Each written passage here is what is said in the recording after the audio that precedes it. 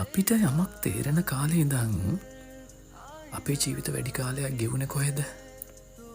මතක් කරන්න බලන්න. ඔෆිස් එකේ. එහෙම නේද?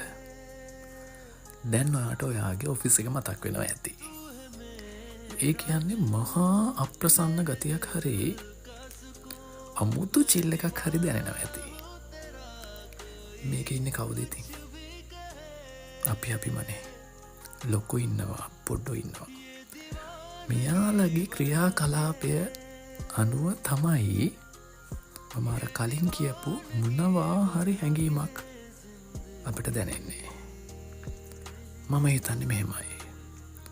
මම පොඩ්ඩෙක් නම් මගේ උපරිම කන්ට්‍රිබියුෂන් එකයි රිස්පෙක්ට් එකයි මගේ ලොක්කට දෙන්න ඕනේ. මම ලොක්කෙක් නම් එහෙම නැත්නම් සීනියර් කෙනෙක් නම් මම ජූනියර් කාලේ